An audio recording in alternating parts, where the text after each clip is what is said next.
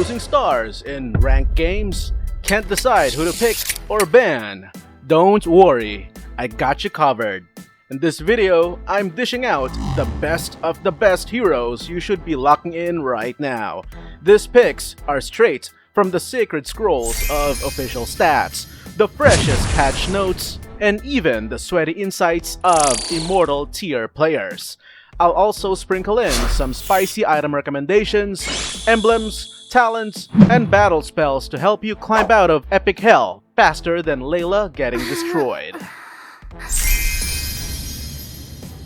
Ruby isn't just strong, she's basically the queen of spell vamp.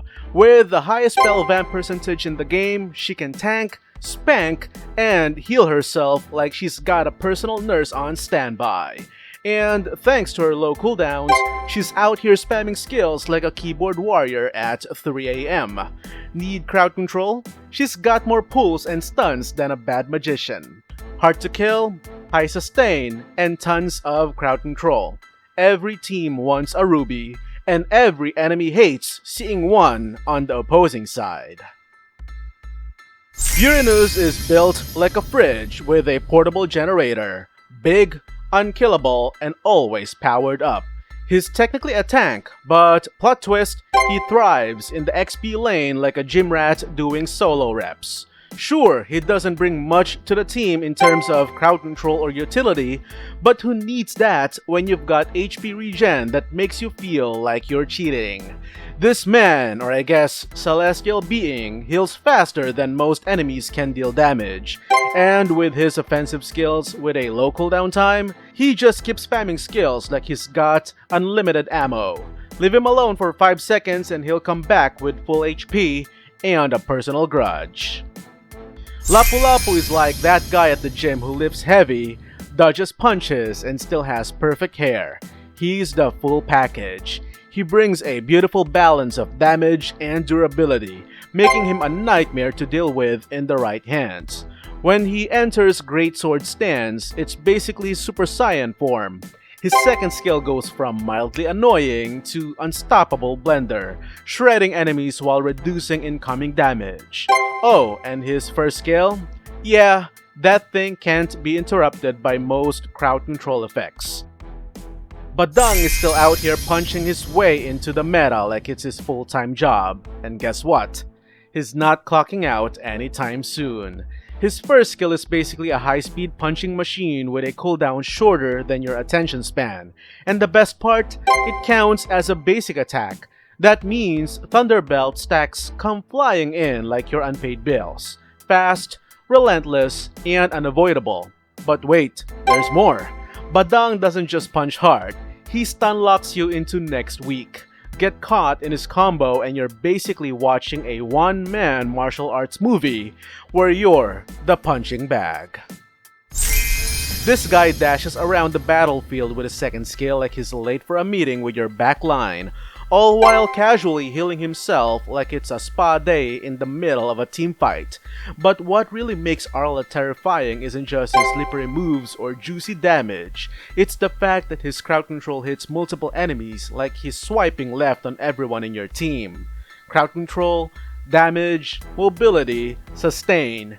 He's basically the all-in-one nightmare package. If you want me to upload more videos like this, hit like, share this video, and if you haven't yet, subscribe to the channel. Thanks to the nerfs on Life Bane, everyone else is stuck sipping on that weak 40% anti-heal. Meanwhile, Basha pulls up with his passive like, nah, I am the anti-heal. His skills slap enemies with bonus anti-heal and shield reduction on top of anti-heal items, making regen heroes cry in 4 different languages. So yeah, he's not just rolling for mobility, he's rolling to ruin dreams. Fanny is the definition of high skill, high reward. She's basically what happens when Spider-Man decides to stop pulling his punches. Easily one of the hardest heroes to master, but once a player figures her out, oh boy, it's like watching a flying chainsaw. She zooms across the map faster than your diarrhea, slices through your team like sashimi, and somehow escapes with 2 HP and 5 kills. Most heroes need to hit level 4 to start snowballing. Fanny just needs level 2 and a slight caffeine buzz. Unless you've got a target locking stun locker, that game is about to turn into a high-speed highlight reel. And you're the star of the blooper section. Hayabusa is a high-skill, high-reward assassin who doesn't just dash around the battlefield. He teleports like your Wi-Fi's lagging, but in real life. Blink, and you'll miss him, and probably be dead by the time you realize what happened. His ultimate is so fast, it makes cheap smartphones overheat.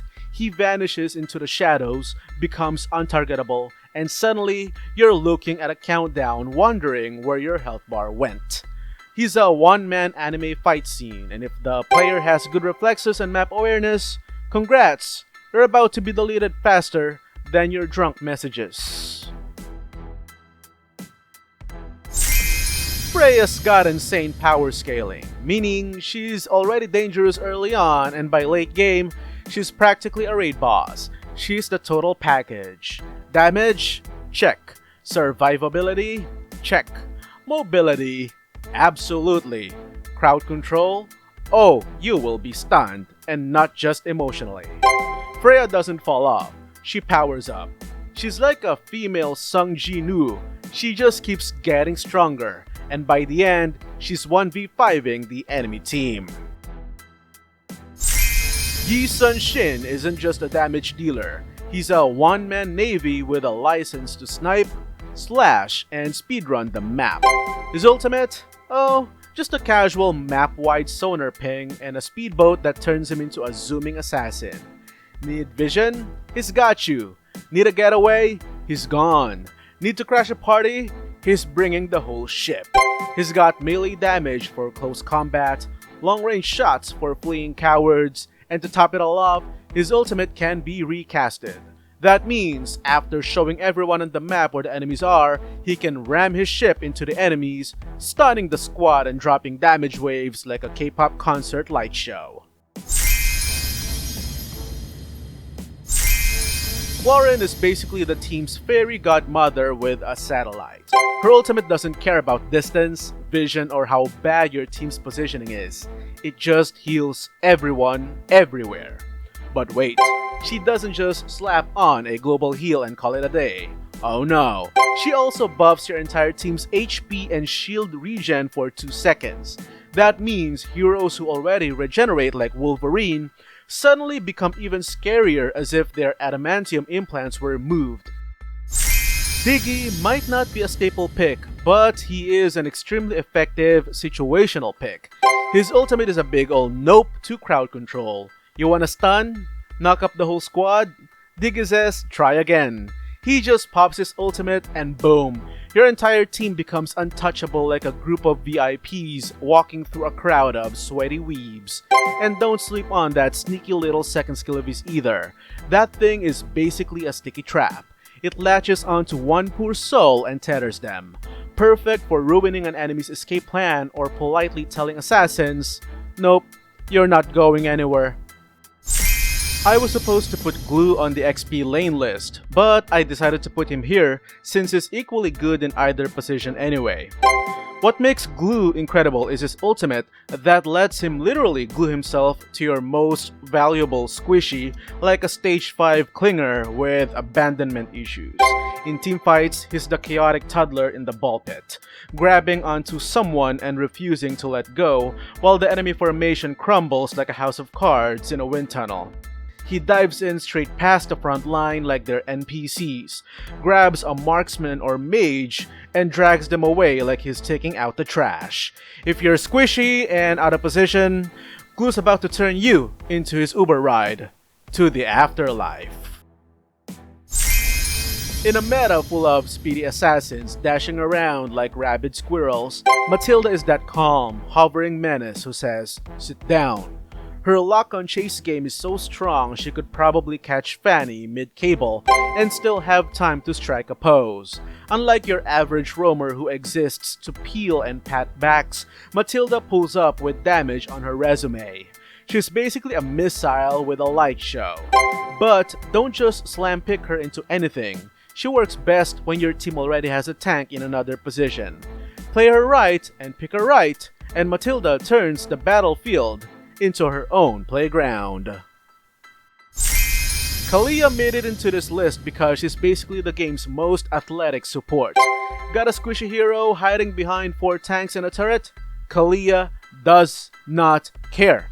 She'll just fly over all of that like it's some Monday traffic and say, "You? Yes, you. Time to fly." Her range is so absurd she could probably start a fight in another match, and with her skills that knock enemies into the air from a distance, it's like she's running her own frequent flyer program, except the passenger's not enjoying the ride. 1-1 starts off squishy, like sneeze in her direction and she's gone squishy. But once she gets her core items, oh boy, she turns into a nightmare bouncing around your team like she's on a sugar rush with nothing but violence in her mind. And just when you think you've finally caught her, bam! She springs out of your stun like it's a trampoline, activates her ultimate, and suddenly she's flying in the air like a K-pop concert finale, raining damage from above while becoming completely invulnerable. Irithel attacks while running. Yes, literally running and gunning like she's late for school. Her kiting game is so strong, she turns chasing into a full-blown horror movie for melee heroes. Every step they take closer, she's already 5 basic attacks ahead, and still moving backward like a graceful nightmare. Ixia's attack speed might be slower than your brain cells, but don't let that fool you. When she fires, it hurts, and if you're thinking, "I'll just dive her," prepare to be crowd controlled into another dimension while she casually lifesteals her HP back like she's sipping a smoothie. Be warned though, she feels like a conventional marksman that lacks mobility and escape skills, so pick her with caution. In other words, she isn't a noob-friendly marksman. Granger isn't your typical pew-pew marksman. Instead of spamming basic attacks like the rest of the crew, this guy lives off skill shots. He's basically a skill caster who moonlights as a rock star. His skill uptime is so fast, you'd think he cracked the cooldown code. And when he dashes, it's like he's dodging taxes, not just attacks. The only real weakness he has, well, you missing your shots.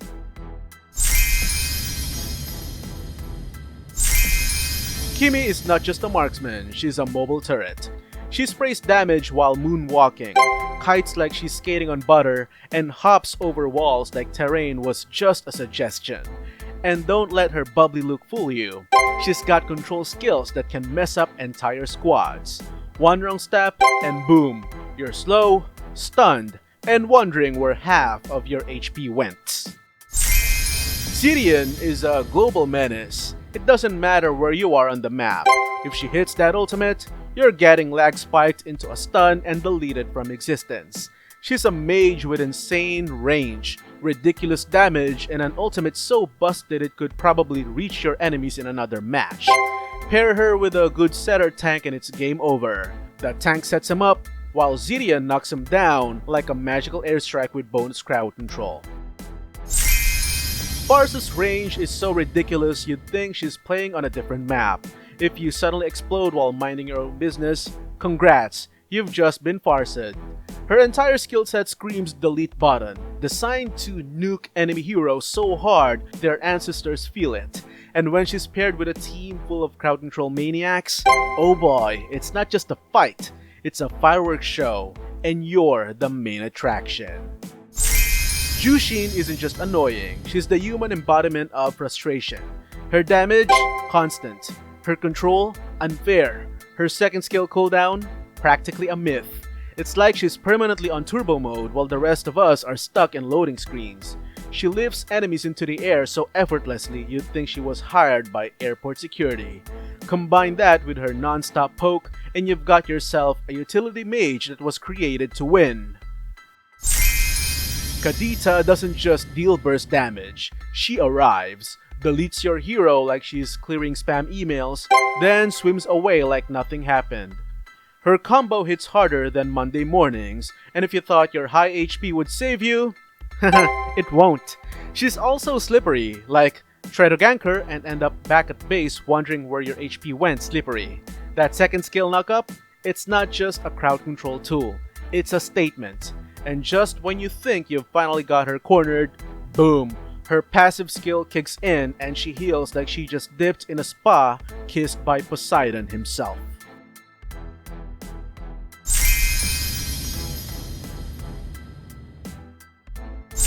Got any heroes in mind that deserve a spot on this spicy tier list? Drop their name in the comments. Thanks for watching, you beautiful humans. Peace out.